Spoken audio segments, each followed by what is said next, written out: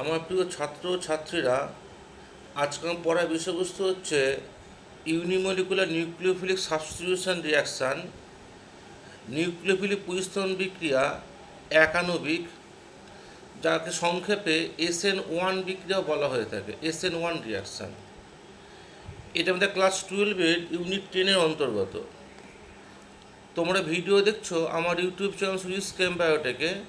যদি এই SN1 বিক্রিয়ার মেকানিজম, SN1 বিক্রিয়ার যে ভিডিওটি তোমাদের পছন্দ হয়ে থাকে, তোমাদের ভালো লেগে থাকে, কার্যকরী বলে মনে হয়, তাহলে আমার চ্যানেল সাবস্ক্রাইব করতে কিন্তু ভুলো না।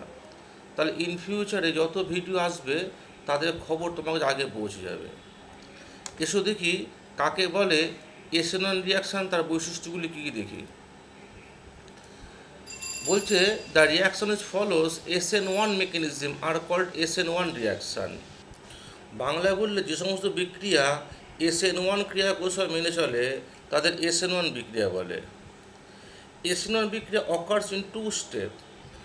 SN1 বিক্রিয়া 2 ধাপে সম্পন্ন হয়ে থাকে। প্রথম ধাপে, in the first step, a stable carbocation will generated from the substrate after the removal of good leaving group. Stable carbocation will formed, কোথা থেকে ফর্ম করবে? সাবস্ট্রেট থেকে।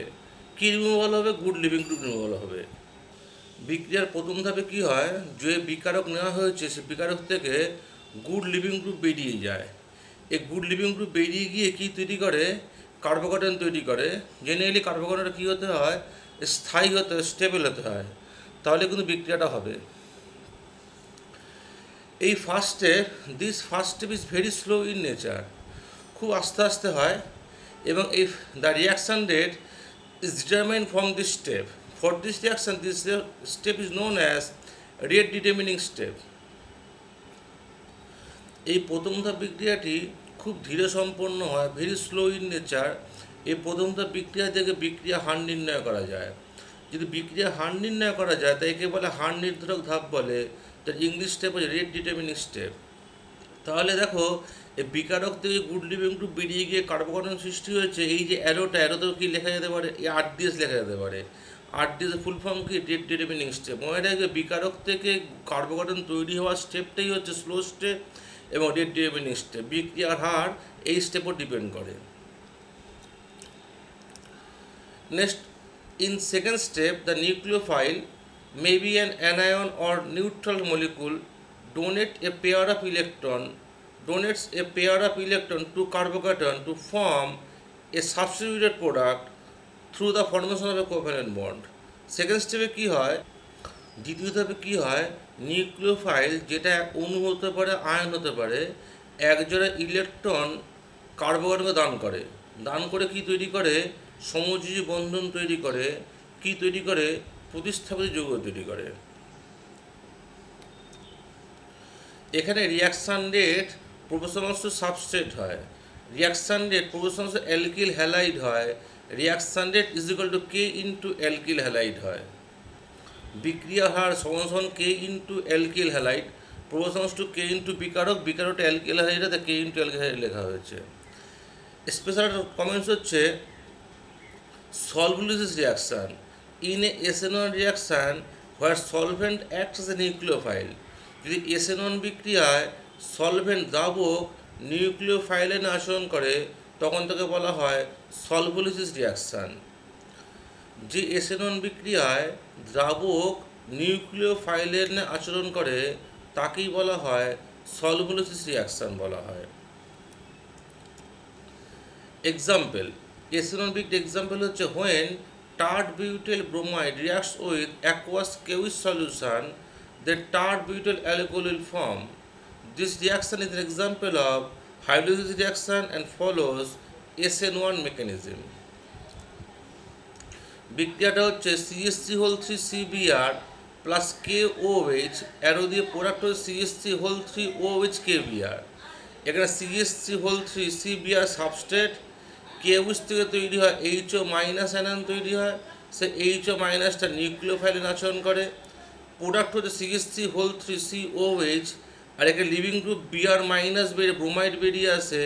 সে ব্রোমাইড KBr হয়ে বেরিয়ে আসে।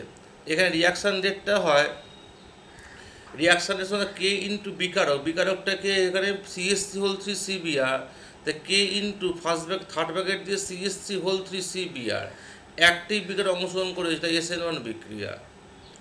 যখন টার্ট বিউটাইল ব্রোমাইডের সাথে জলীয় কেউচির বিক্রিয়া করানো হয় তখন টার্ট বিউটাইল অ্যালকোহল তৈরি হয়। এই বিক্রিয়া SN1 ক্রিয়া কৌশল মেনে চলে। এটা হচ্ছে SN1 রিয়াকশনের উদাহরণ। উদাহরণটা কোথায়, এই উদাহরণটা এখান থেকে লিখে নেব। এটা বিক্রিয়া হার হচ্ছে K into molar concentration of CSC whole three CBR. এবার আমরা দেখতে হবে, খুব ভালো মতো দেখতে হবে SN1 বিক্রিয়ার মেকানিজমটা কী হয়। ঠিক আছে, দেখো কী করে মেকানিজম লিখতে হয়। মেকানিজম হচ্ছে টার্ট বিউটাইল ব্রোমাইড, যেটা লেখা হয়েছে দেখে নাও, সিএসসি হোল থ্রি সিবিআর। এই যে সিবিআর বন্ডটা ছিল, এই সিবিআর বন্ডের মধ্যে যেহেতু ব্রোমিনের ইলেকট্রোনেগেটিভিটি বেশি, তাই বন্ড পেয়ার ইলেকট্রন ব্রোমিন দিয়ে মুভ করেছিল। তা সিবিআর বন্ডটা পোলার বন্ড ছিল, bromine gets del minus charge and C gets del plus charge. এই বিক্রিয়া ফার্স্ট স্টেপে সিবিআর বন্ডটা ব্রেক করবে, খুব স্লোলি রিয়াকশন হবে, খুব স্লোলি রিয়াকশন হয়ে লিভিং গ্রুপ ব্রোমাইড বেরিয়ে যাবে, ব্রোমাইড হচ্ছে গুড লিভিং গ্রুপ বেরিয়ে যাবে। ব্রোমাইড লিভিং গ্রুপ বেরিয়ে যাওয়ার পরে এই যে কার্বনটা ইলেকট্রন পেয়ারটা ব্রোমিন নিয়ে চলে যাওয়ার জন্য কার্বন ইলেকট্রন লস করবে, কার্বন ইলেকট্রন লস করলে কার্বনের প্লাস চার্জ সৃষ্টি হবে, ক্যাটায়ন সৃষ্টি হবে, cation on carbon, so it is called carbocation, and carbon attach with 3 methyl group, so it is called tert butyl carbocation. এই tert butyl carbocation very very stable. কেন? এর C প্লাসের 3 দিক থেকে 3টে মিথাইল গ্রুপ কি শো করবে, 3টে মিথাইল গ্রুপ 3টে প্লাস আই এফেক্ট শো করবে। শুধু তাই নয়, 3টে মিথাইল গ্রুপের 3টে 6টা 3টে 9টা হাইপার কনজুগেবল হাইড্রোজেন অ্যাটম থাকবে। হাইপার কনজুগেবল হাইড্রোজেন অ্যাটম থাকার জন্য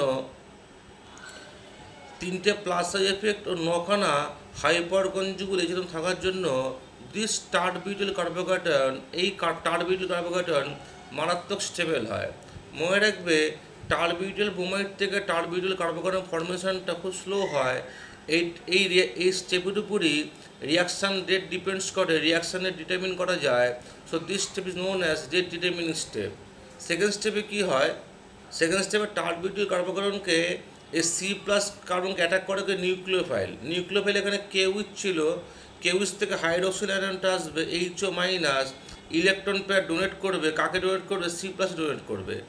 এই যে প্লাসকে অ্যাটাক করে মাইনাসে অ্যাটাক করবে, এইচও মাইনাস নিউক্লিওফাইল অ্যাটাক করবে কাকে, কার্বোক্যাটায়নকে অ্যাটাক করবে। এটা ভেরি ভেরি ফাস্ট রিয়াকশান হবে। এর ফলে কি প্রোডাক্ট পাওয়া যাবে, এর ফলে টার্ট বিউটাইল অ্যালকোহল প্রোডাক্ট তৈরি হবে। এইভাবে SN1 বিক্রিয়ার মাধ্যমে টার্ট বিউটাইল ব্রোমাইড থেকে টার্ট বিউটাইল অ্যালকোহল তৈরি হয়। বলো দেখেন রিয়াকশান রেট ডিটারমিনিং স্টেপে কোন মলিকুলটা অংশগ্রহণ করেছে, এই টার্ট বিউটাইল ব্রোমাইড অংশগ্রহণ করেছে। তাই রিয়াকশান রেটটা কী হবে, রিয়াকশান রেট হবে হচ্ছে K into molar concentration of CH3 whole 3 CBr।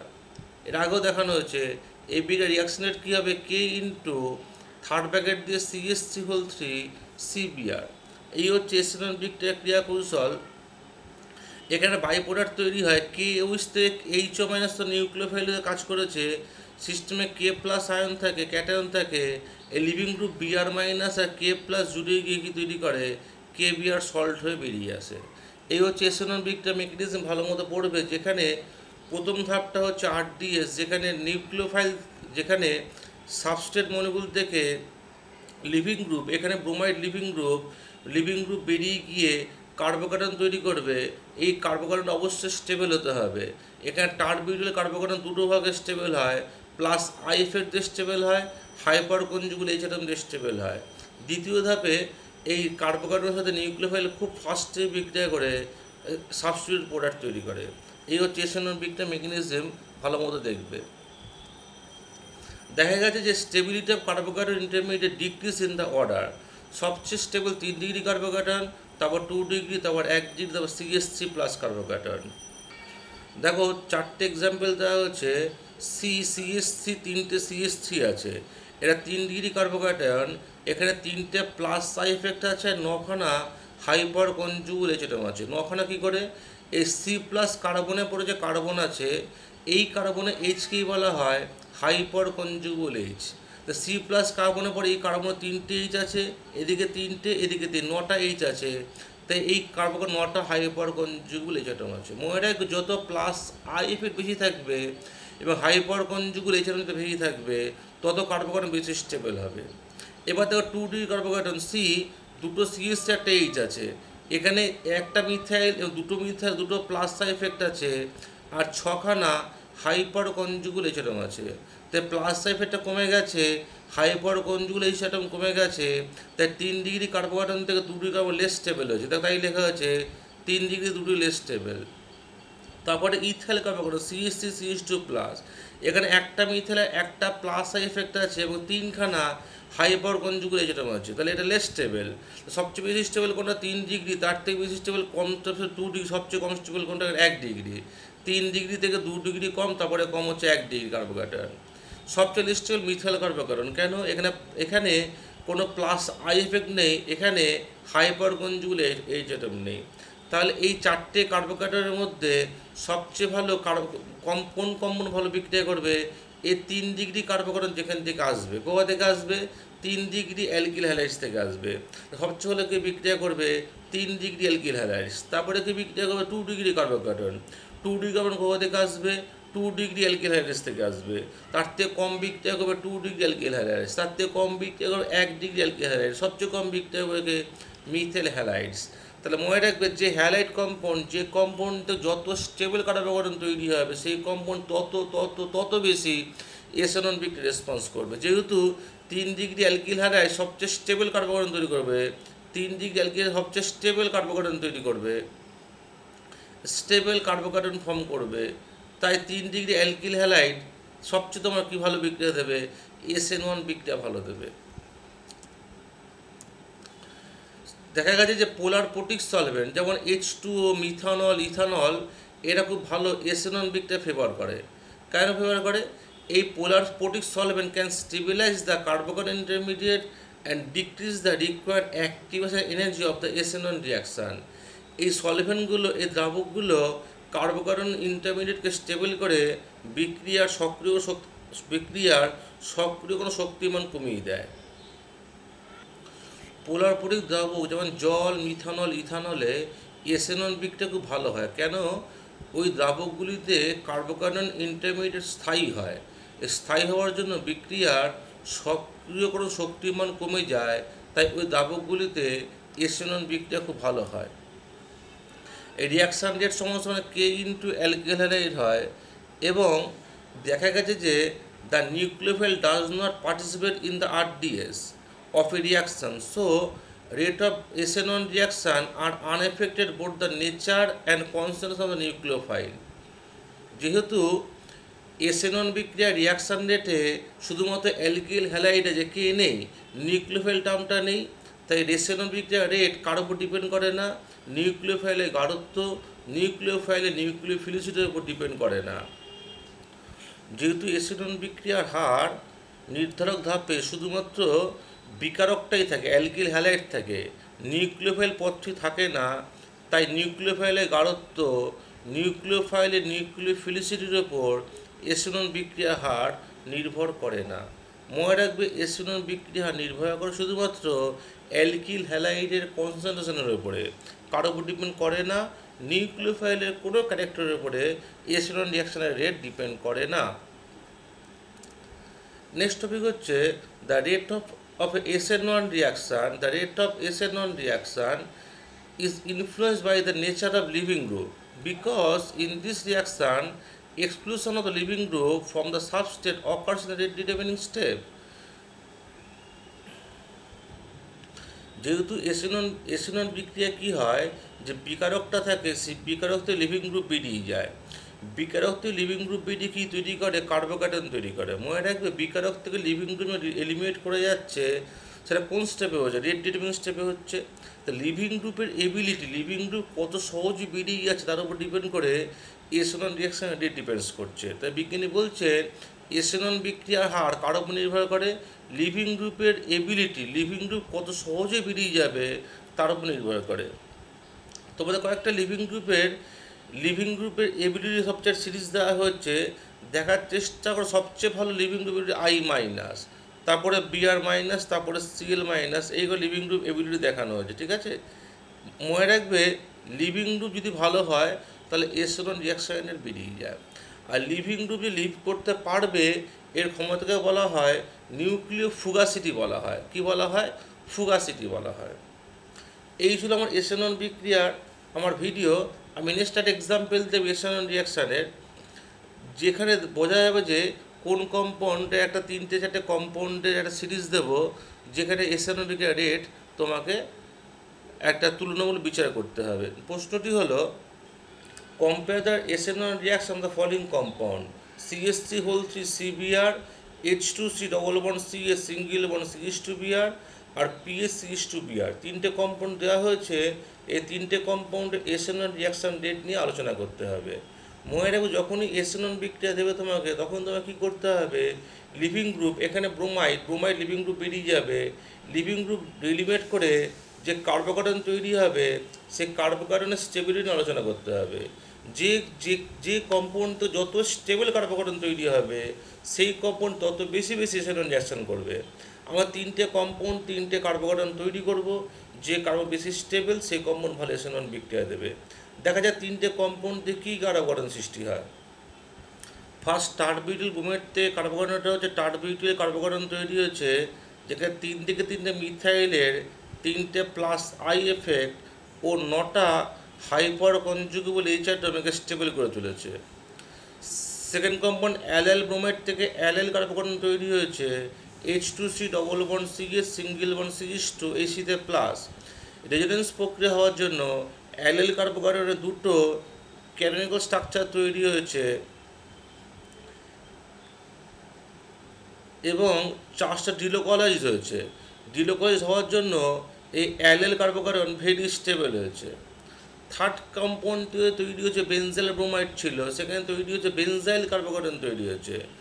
এই বেনজাইল কার্বোকার্বনে CH2 প্লাসে প্লাস চার্জটা রিংয়ের প্লাস আর এফেক্টের জন্য রিংয়ের সাথে রেজোনেন্সে চলে এসছে। এর ফলে এখানে PQRS 4টে ক্যানোনিক্যাল স্ট্রাকচার তৈরি হয়ে এই কার্বোকার্বনটা, বেনজাইল কার্বোকার্বনটা ভেরি স্টেবল কার্বোকার্বন হয়েছে। তাহলে বিটুইন ABC কোন কম্পাউন্ড সবচেয়ে বেশি স্টেবল কার্বোকার্বন তৈরি করতে পারে? Compound C। তাহলে এসএন1 রিয়াকশনের রেট সবচেয়ে বেশি কার হবে? কম্পাউন্ড C এর হবে। তারপরে কার হবে? কম্পাউন্ড B এর হবে। ও সবচেয়ে কম রিয়াক্টিভ কে হবে? এই সিরিজের মধ্যে সবচেয়ে কম রিয়াক্টিভ হবে A। তাহলে কি মনে রাখবে, যে কম্পাউন্ড যত সহজে যত স্টেবল কার্বোকার্বন তৈরি করতে পারবে, সেই কম্পাউন্ড তত ভালো এসএন1 বিক্রিয়া দেবে। এর কোন কম্পাউন্ড সবচেয়ে ভালো স্টেবল কার্বোকার্বন তৈরি করেছে? কম্পাউন্ড C ভালো তৈরি করেছে। তাই কম্পাউন্ড C সবচেয়ে ভালো এসএন1 বিক্রিয়া দেবে। এই ছিল আমার এসএন1 বিক্রিয়া সংক্রান্ত আমার ভিডিও। আমি এই এসএন1 বিক্রিয়ার ভিডিওতে এসএন1 বিক্রিয়ার সম্পর্কে প্রাথমিক ধারণা দিয়েছি।